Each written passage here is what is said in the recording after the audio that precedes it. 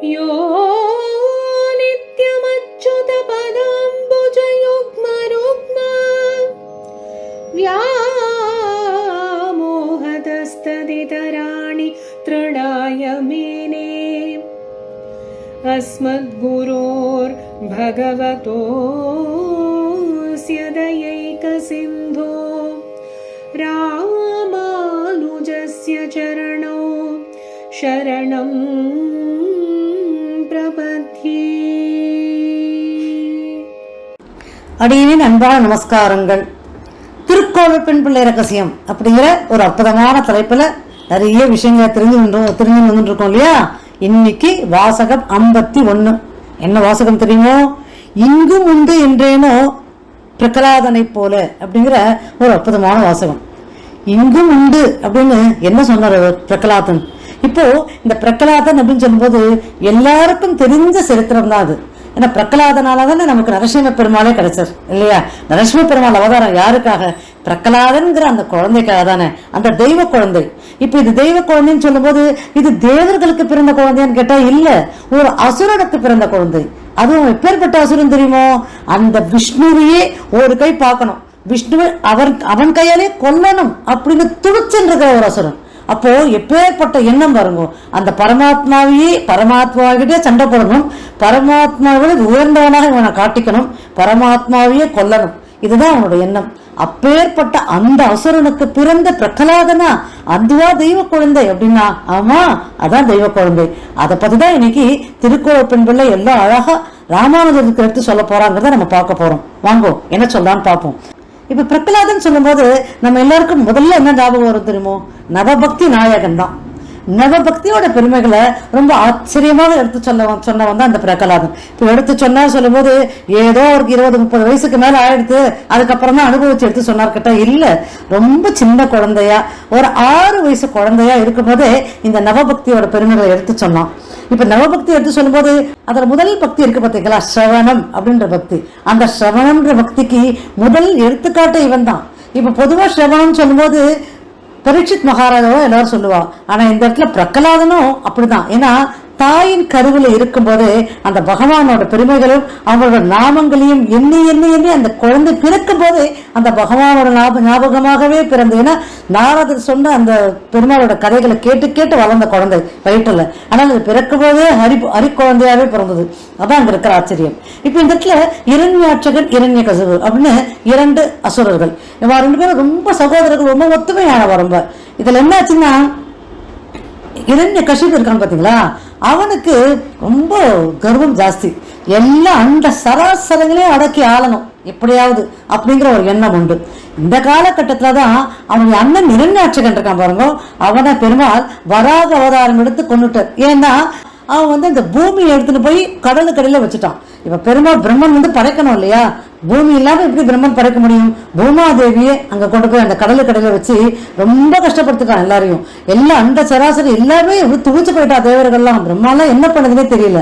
அப்ப பெருமாள் வராக அவதாரம் எடுத்து, வராகம்னா பன்றிய அவதாரம் இருக்கிறது, ரொம்ப அழகான அற்புதமான அவதாரம் வராக அவதாரம். அந்த அவதாரம் எடுத்து அது இரண்யாட்சகனை கொண்டுட்டார். இதை கேள்விப்பட்டான் பாருங்க இரண்யகசிபு. அவனுக்கு ரொம்ப கோபம் வந்துடுது. தன் உயிருக்கு உயிரான என் தம்பியே நீ கொண்டுட்டியா? இப்ப என்னோட முதல் எதிரி இந்த ஹரிதான். எப்படியான இந்த விஷ்ணு பெருமாளை கொல்லணும், எப்படியான வதம் செய்யணும் அப்படிங்கறதுல ரொம்ப தீர்மானமா இருந்தான்.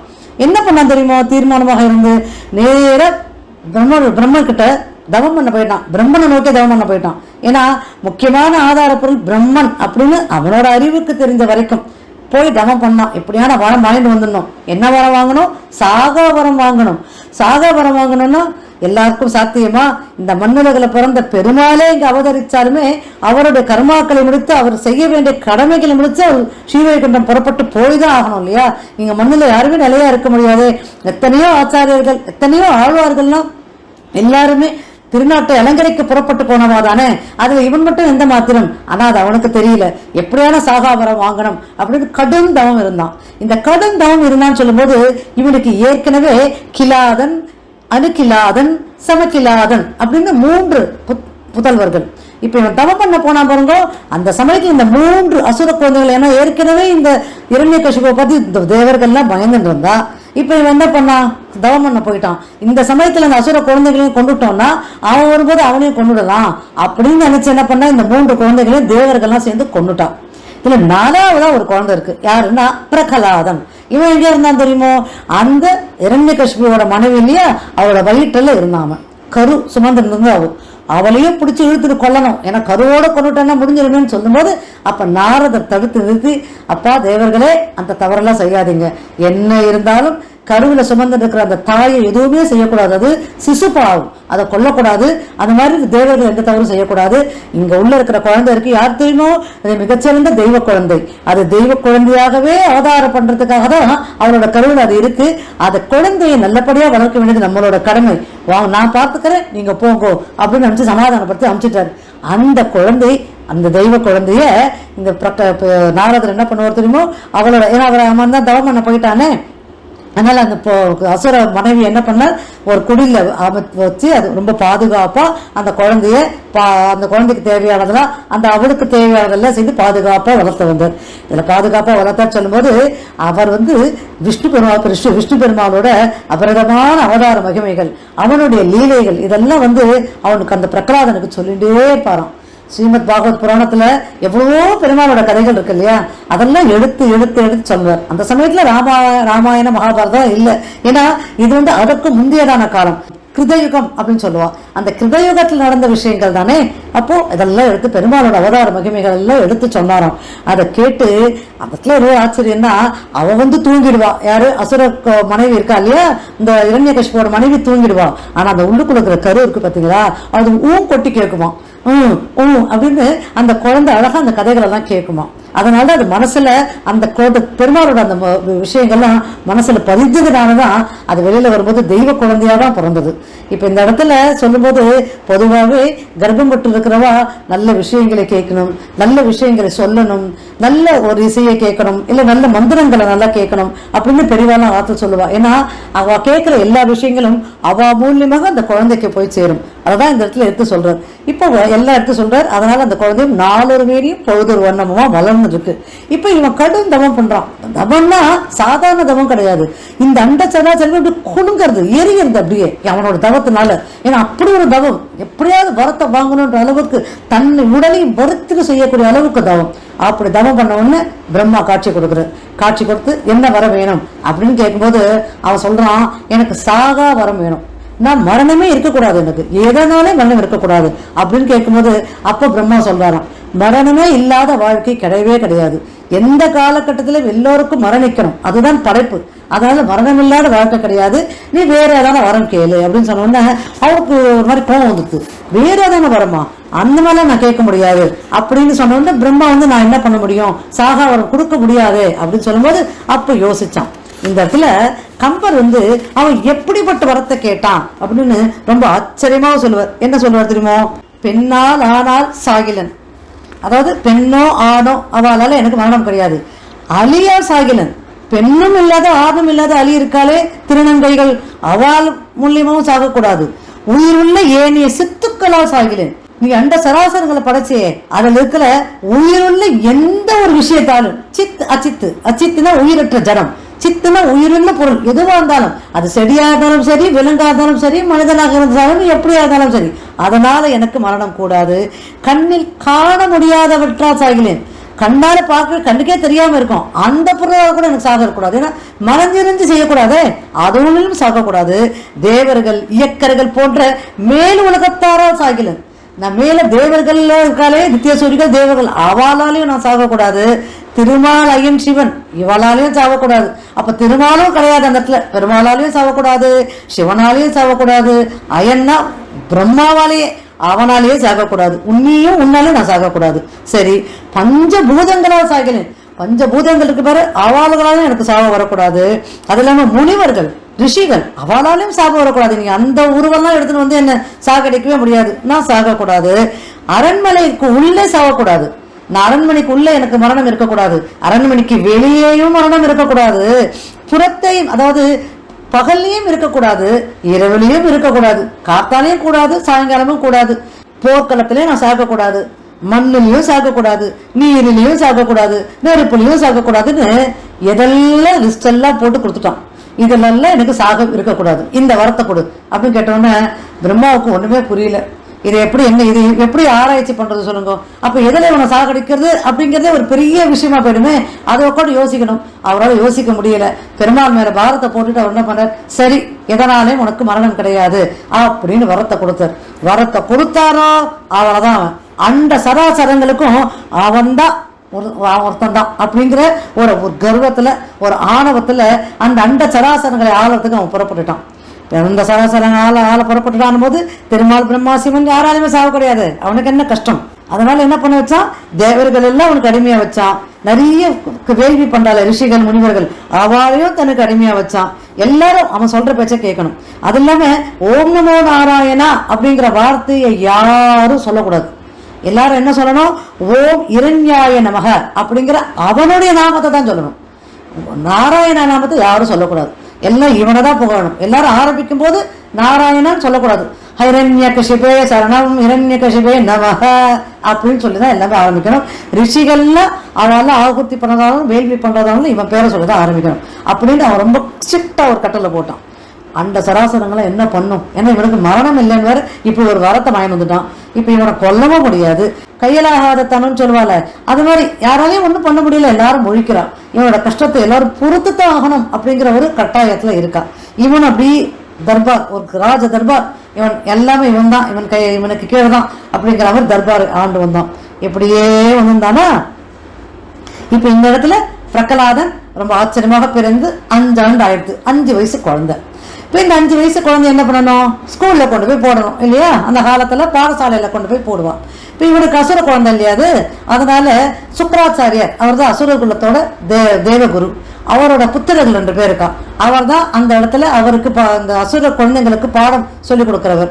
அவர் இடத்துல கொண்டு போய் நிறுத்தி இந்த மாதிரி என்ன சொல்லணும், இரண்யாய நமக அப்படின்னு ஆரம்பிச்சு சொல்லி கொடுத்து உலக விஷயங்களையும் சேர்த்து கற்றுக் கொடுக்கணும் அப்படின்னு சொல்லி பாடசாலையில போய் சேர்த்தா. இந்த குழந்தை என்ன பண்ணிட்டு இரண்யாய நமகன்னு சொல்லும். ஏன்னா வயிற்றிலிருந்து ஸ்ரவணம் அப்படிங்கிற அந்த அற்புதமான பக்தியோட வெளியில வந்த குழந்தையாச்சே. அதனால வரும்போதே நாராயணாய நமக அப்படின்னு சொல்லி ஆரம்பிச்சது.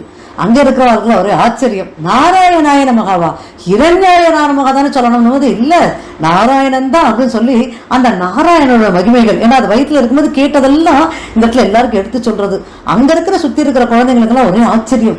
உனக்கு இப்படி இத்தனை கதைகள் தெரியும், அவன் யார் அந்த ஹரி அப்படின்னு அந்த ஹரியோட பெருமையில கேட்டு அந்த குழந்தைகளுக்கும் அப்படியே பக்தி பரவசம். அந்த குழந்தைகளும் நாராயணா நாராயணான்னு சொல்ல ஆரம்பிச்சிட்டு இதை பார்த்த உடனே அந்த ஆசிரியர்கள் 2 பேர் இருக்கா இல்லையா, அவளுக்கு ரொம்ப பயம். ஏன்னா பிரகலாதனை ஒன்றும் சொல்லவும் முடியாது. அவன் இந்த மாதிரி பண்றான். நேராக கொண்டு போய் ராஜா கிட்ட கொண்டு போய், யாரு, இரண்யகசிபு, அவன் இடத்துல கொண்டு போய் விட்டான். அப்பா இரண்யகசிபு தலைவரே, மன்னரே, இரண்யகசிபாய நமக, இந்த மாதிரி இந்த பையன், உங்களோட பையன் நாங்க சொன்ன பேச்ச அவன் கேட்க மாட்டேங்கிறான். அவனுக்கு நாராயணாயன்னு சொல்லிட்டு யாரும் விஷ்ணு நாமத்தை தான் அவன் சொல்றான். நாங்க எந்த பாடுபட்டாலும் சொல்ல மாட்டேங்கிறான். நீங்க ஏதாவது ஒரு வழி பண்ணுங்க. ஏன்னா அதுக்கப்புறம் இப்போ அவ சொல்லலன்னு வச்சுக்கோங்க, பிற்காலத்து அவளுக்கு தான் அது அண்டு போயிடும். ஏன்னா நீ தான் சரியா கற்றுக் கொடுக்கல, என்ன ஆசிரியர்கள்னு குத்தம் சொல்லுவா. இப்போ குழந்தைகள் படிக்கிறதா படிக்கலையோ பொதுவா என்ன சொல்லுவா, ஆசிரியருக்கு சரியா பாடம் எடுக்கலன்னுவா. ஆசிரியர்கள் என்ன பண்ணுவா, 60 பேர் இருக்கும் போது 2 பேர் படிக்கதான் மாட்டா, மீதி 40 பேர் படிப்பாளே. அப்ப படிக்கிறவாளுக்கு ஆசிரியர்கள் கற்றுக் கொடுத்தான்னு ஆயிடுமா. அவ என்ன கற்றுக் கொடுத்தாலும் குழந்தைகளும் படிக்கணும் இல்லையா. இப்ப இந்த இடத்துல அந்த குழந்தைக்கு இந்த குழந்தை இந்த மாதிரி சொல்றது, இவ கத்துக் கொடுக்கறதே அப்படிதான் கத்துக் கொடுத்தா. ஆனா இந்த குழந்தை சொல்லும்போது வேற சொல்றது. அதனால கொண்டு போய் இரண்யகசிபு கிட்ட கொண்டு போய் விட்டுட்டான். இரண்யகசிபு மடியில உட்கார வச்சுனான், எல்லாம் சமாதானப்படுத்தினான். இந்த மாதிரி இரண்யாய நமகன் சொல்லுப்பான்னு அவனுக்கு, யாருக்கு, அப்பாவுக்கே அந்த பெருமாளோட அவதார மகிமைகளை எடுத்து சொன்னானா பிரகலாதன். இதை பார்த்த உடனே கோவம் வந்துருத்த அவனுக்கு. என்ன பேச்சு பேசுற நீ, அந்த உன்னோட சித்தப்பாவை, என்னோட தம்பிய அந்த விஷ்ணு தான் கொன்னான் அப்படின்னு சொன்னோன்னா அவர் சொன்னாராம், விஷ்ணு ஏன் கொன்னார், அந்த பூமி எடுத்துன்னு போய் கடலுக்கடையில ஒழிச்சா கொல்லாம இருக்க முடியுமாப்பா, அந்த பூமி வேணுமே, எல்லாரும் நம்மள எல்லாம் படைக்கிறதுக்கு வேணுமே. அப்போ அந்த இடத்துல அந்த பெருமாள் அவதாரம் எடுத்துதானே ஆகணும்னு சொல்லும் போது இன்னும் கோவம் வந்துடுது. ஓஹோ, என் தம்பியை கொன்னதுக்கே நீ காரணம் சொல்லுவியா, அந்த அளவுக்கு நீ விஷ்ணுக்கு இதுவா பேசுவியா, சப்போர்ட்டா பேசுவியா, ஒழுங்கா என்னோட நாமத்தை சொல்லி உன்னை திரும்பவும் அங்க அந்த ஆசிரியர்கிட்ட உடனே அவர்கிட்ட நல்லபடியா கத்துண்டு வா அப்படின்னு சொல்லி திரும்பவும் அமிச்சான். அந்த ஆசிரியர்களை கூப்பிட்டு என்ன பண்ணுவீங்களோ ஏது பண்ணுவீங்களோ தெரியாது, என் மகனை அந்த விஷ்ணு பக்தியிலேருந்து எடுத்து அவனுக்கு இந்த இரண்யாய நமகன்ற நாமத்தை சொல்லி கொடுக்கணும் அப்படின்னு சொல்லி கொடுத்தான். அவளும் என்னதான் பண்ணுவா பாவம். ஏன்னா நாரதர் போட்ட விதை இருக்கு இல்லையா, அது ரொம்ப பெரிய மரமா வளர்ந்துருக்கு. அது ஒன்றும் பண்ண முடியாது. அவளால் முடிந்தவரைக்கும் முயற்சி பண்ணா, ஒண்ணுமே முடியல. திரும்பவும் இரண்யகசிபு கிட்ட கொண்டு விட்டா. இப்ப இந்த இரண்யகசிபு எவ்வளவு சொல்லி பார்த்தான், இது சரிப்படாது அப்படின்னு இறங்கிட்டான். என்ன பண்ணான் தெரியுமோ, நேரா தன்னோட காவலர்களை கூப்பிட்டான். என்ன பண்ணுவீங்களோ தெரியாது, இந்த பையனை கொன்னுடுங்க, எனக்கு இந்த மகன் வேண்டாம், என்னோட பேரை சொல்லாம என்னோட எதிரியான விஷ்ணுவோட பேரை சொல்றானோ, இவன் நமக்கு தேவையே இல்லை, இவனை கொன்னுடுங்கோ அப்படின்னு சொல்லி பிரகலாதனை இந்த காவலாளர்கிட்ட ஒப்படைச்சார். காவலாளர்கள் என்ன பண்ணுவா, அவளுக்கு என்னதான் பிரகலாதனை பிடிக்கும், நல்ல குழந்தை, அழகான குழந்தை, இவ்வளவு அழகா பேசுறது அப்படின்னும் போது அவளுக்கு மனசு கஷ்டமா இருந்தாலும் இரண்யகசிபு சொல்லிட்டானே, அந்த சராசரர்களுக்கு அவன் தானே ராஜா. அதனால என்ன பண்ணார், இந்த காவலாளிகள் அவன் எடுத்துன்னு போய் வலமுச்சிக்கு கொண்டு போய் அங்கேருந்து கீழே அப்படி தள்ளி விட்டா. ஆனா என்னதான் கீழே தள்ளாலும் பெருமாள் இருக்கார் இல்லையா, ஓடி வந்து அப்படி இரு கைகளாலே அந்த குழந்தைய தாங்கினர். தாங்கி அந்த குழந்தைய அப்படியே காப்பாற்றி கொடுத்தார். அந்த குழந்தை ரொம்ப சாதாரணமா சிரிச்சுட்டு திரும்ப அரண்மனைக்கு ஓடி வந்தது. உடனே பார்த்தான் இரண்யகசிபு, என்னது இது, இப்பதானே உன காவலாளரோட அப்சன்னு, காவலாளிகள் மலையிலேருந்து என்னை தூக்கி போட்டாப்பா, ஆனா என்ன என்னோட ஹரி காப்பாத்திட்டார் அப்படின்னு ஒண்ணு அவனுக்கு ரொம்ப ஆச்சரியப்படுத்துறது. ஹரி காப்பாத்திட்டாரா, சரியா போடாது இந்த காவலாளிகள் அப்படின்னு காவலாளிகள் திட்ட ஆரம்பிச்சிட்டான். சரி, இப்ப அடுத்தது என்ன பண்ண, எப்படியான இவனை கொள்ளணும்னு சொல்லிட்டு பால்ல விஷம், அதாவது என்ன விஷம்னா கருநாகம் இருக்கு பாத்தீங்களா, அதனோட விஷம் இருக்கிறது கொடுமையான விஷம். அந்த விஷத்தை அந்த பாலில் அப்படியே அவன் எதிரியே வச்சு யார் மூலியமா கொடுக்க சொன்னான் தெரியுமோ, அவர் தாயாரையே கொடுக்க சொன்னான்.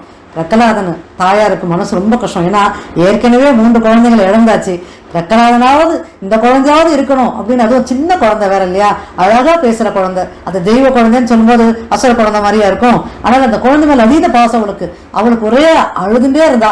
அவ போய் பிரகலாதன் சொல்லுவான், கண்ணா எனக்கு நீ ரொம்ப முக்கியம், அந்த நாராயணன் மேல பாரத்தை போட்டுட்டு உங்க அப்பாவோட நாமத்தை சொல்லிடுப்பா, ஒரு தடவையாவது சொல்லுப்பா, எனக்கு நீ வேணும்பா, உன்னை கொள்றதுக்குலாம் அவர் பண்ற இந்த முயற்சியெல்லாம் மனசு ரொம்ப கஷ்டப்படுத்துதுன்னு ஓன்னு அழறா. ஆனா என்ன பண்ண முடியும், பிரகலாதனால அந்த நாராயண நாமத்தை தவிர வேற நாமத்தை சொல்ல முடியலையே.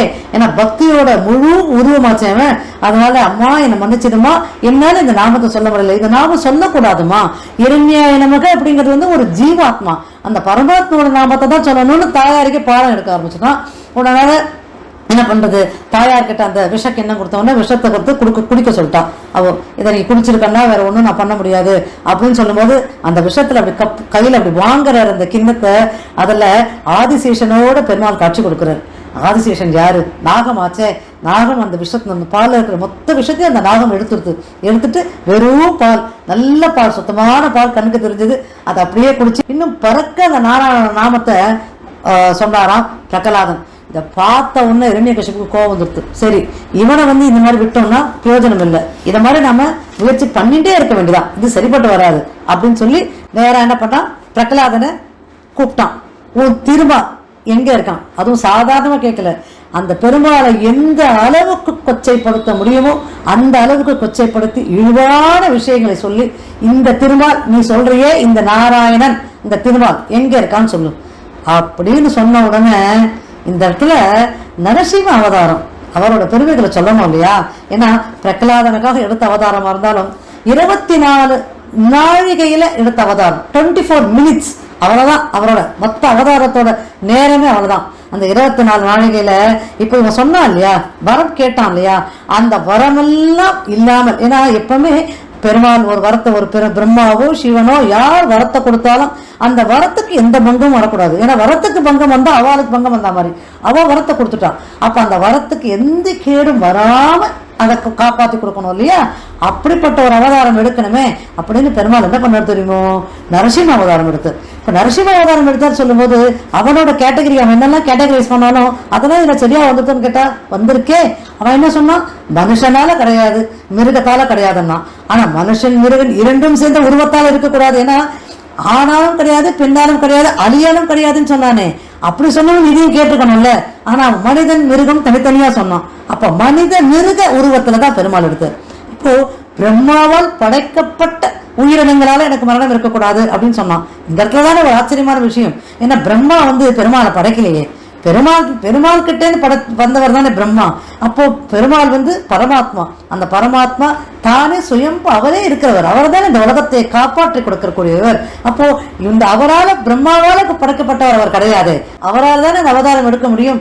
அதை எடுத்து உள்ளேயும் இருக்கக்கூடாது வெளியேவும் இருக்கக்கூடாது அரண்மனைக்கு அப்படின்னு சொல்லும்போது அதற்கு என்ன பண்ணணும், வாசற்படியில உட்காந்துட்டு, ஏன்னா அது வாசற்படியில பாத்தீங்கன்னா வாசற்படிக்கு உள்ள கால் வந்து உள்ள இருக்கும், வாசற்படிக்கு தலை வந்து வாசப்படி வெளியில இருக்கும். அப்போ அது உள்ள சேர்த்துக்கே வெளியில சேர்த்துக்கியா? அவன் அதை மாதிரி சொல்லலையே, உள்ளே வெளியே தானே சொன்னா. அப்ப இரண்டுக்கும் நடுவுல உட்காந்து இடத்த எந்த ஆயுதங்களாலும் எனக்கு மரணம் இருக்கக்கூடாது. ஏன்னா அவன் ஏன் சொன்னான்னா, பெருமாள் சுதர்சன சக்கரம் எடுத்துன்னு வருவாருன்னு அவனுக்கு தெரியும். அந்த ஆயுதத்தால கூட எனக்கு மரணம் இருக்கக்கூடாது அப்படின்னு கேட்டுட்டான். அப்ப பெருமாள் இந்த இடத்துல சுதர்சன சக்கரத்தோட கண்டிப்பாக அவனை வதம் செய்ய முடியாது. அதனால என்ன பண்ண, அவன் இந்த சுதர்சன சக்கரத்தை தன்னுடைய நகங்கள் இருக்கு இல்லையா, அதுல அவர் ஏற்படுத்தி கொடுத்தார். தன்னோட நகங்கள்ல சுதர்சன சக்கரத்தை ஏற்படுத்தி அந்த நகங்கள் மூலியமா தான் அவன் அழிச்சார். இப்படி அவன் சொன்ன எல்லா விஷயங்களையும், முக்கியமா இரவிலும் இருக்கக்கூடாது பகலும் இருக்கக்கூடாதுன்னா, இரவும் இல்லாம பகலும் இல்லாம அந்த சாயங்கால வேலை அப்படின்னு சொல்லுவா இல்லையா, அந்த சாயங்கால வேலையில தான் அவனை கொன்னார். இப்ப இதனாலதான் நம்ம வாசப்படியில உட்காரக்கூடாது, சாயங்காலம் முக்கியமா வாசப்படியில உட்காரக்கூடாதுன்னு சொல்றா இல்லையா, அதெல்லாம் இதற்காகத்தான். ஏன்னா இதெல்லாம் மரணத்துக்காக ஏற்படுத்தப்பட்ட ஒரு விஷயம். அப்போ இந்த இடத்துல அப்படி வரணும் அப்படின்னு அவதாரம் ரெடியா இருந்தார். இப்ப அவதாரம் ரெடியா இருந்தார் சொல்லும் போது, எதுக்கு அவதாரத்துக்கு ரெடியா இருந்தார், அவர் பாட்டு கண்டிருக்கலாமே அப்படின்னு கேட்டா இல்லையே.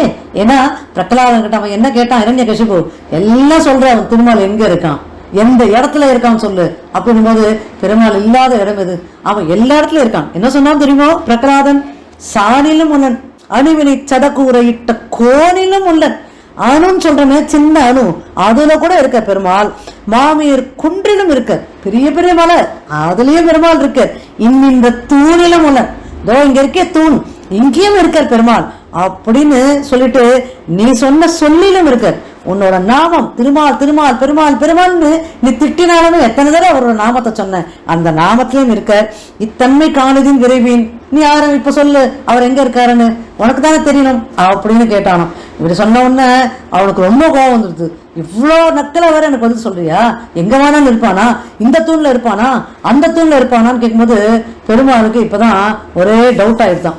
நம்ம அவதாரம் ரெடியா இருக்கு, அது ஒன்றும் பிரச்சனை இல்லை. ஆனா இந்த முட்டாள் இருக்கானே, இந்த தூணா அந்த தூணான்னு கேட்கிறான். இப்ப பிரகலாதன் வந்து இந்த தூணு காமிச்சான்னு வச்சுக்கோங்களேன், இவன் இந்த தூணை அடிக்காம அந்த தூண் அடிச்சிட்டான்னா, அந்த தூணு காமிக்கும் போது அந்த தூண் அடிக்காம அடுத்த தூண் அடிச்சிட்டான்னா, அப்ப எந்த தூண்லயாவது வெளில பண்ணாம எந்த தூண் அடிப்பானே தெரியாதே, இந்த முட்டாள் என்ன பண்ணுவானே தெரியாதே அப்படின்னு சொல்லிட்டு அங்க இருக்கிற எல்லா தூண்களையுமே தன்னை அழகாக உருவப்படுத்தி ரெடியா இருந்தாராம், தயாரா இருந்தார் பெருமாள். அதுவும் எப்படி இருந்தார், கோபத்தோட இருந்தார். பெருமாள் கூட கோபம் வருமா அப்படின்னு கேட்டா, கல்யாண குணங்கள்ல முக்கியமான கல்யாண குணமே கோபம் தான். ஏன்னா சாண்டாள் சொல்லுவா பாத்தீங்களா, அவளோட பாசுரங்கள்ல சினத்தினால் தென்னெழுங்க சீமானின்னு சொல்லிட்டு ராமர் சொல்லுவா. ராமருக்கு கோபமே வராது. ஆனா அந்த ராவணனை கொல்லும் போது ஒரு சினம் இருந்தது, அந்த சினத்தோடு கூடிய அந்த ராவணா தான் எனக்கு பிடிக்கும் அப்படின்னு ஆண்டாள் சொல்லுவா இல்லையா. அப்போ கோவம்ன்றது ஒரு ரொம்ப அழகான குணம் இல்லையா.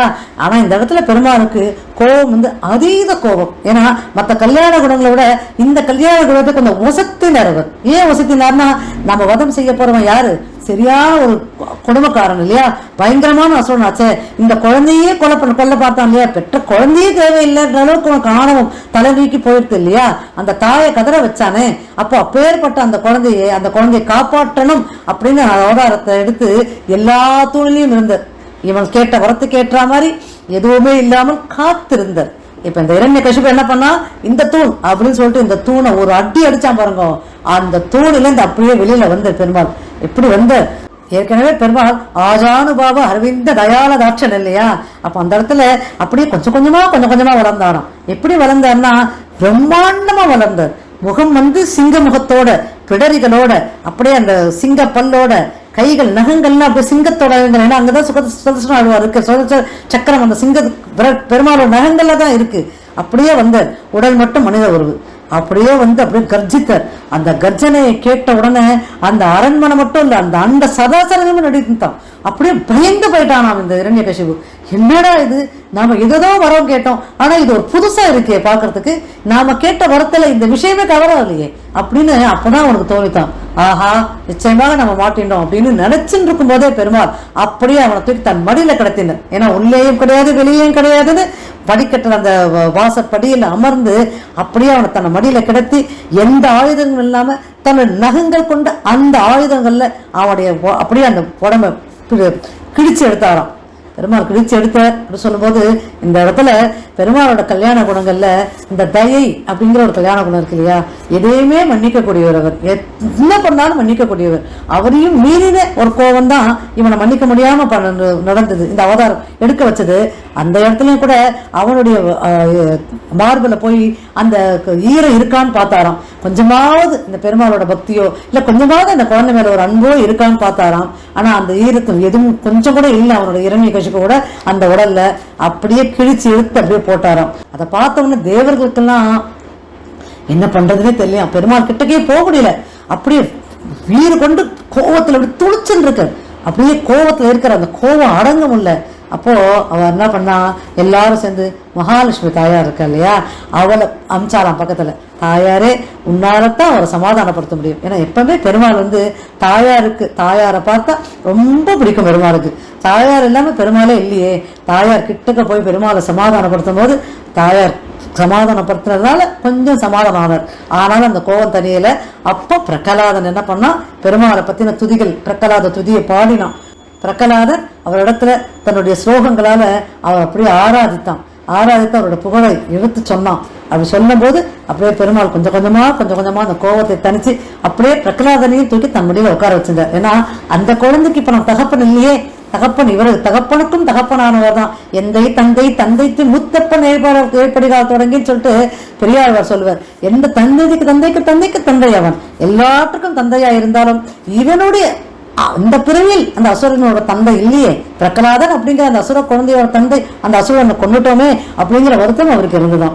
இருந்தாலும் அந்த குழந்தைய அவரை சமாதானப்படுத்தினதுனால அவர் அப்படியே சமாதானமானார். அப்படிங்கிறது தான் நரசிம்ம பெருமாளோட அவதார மகிமை.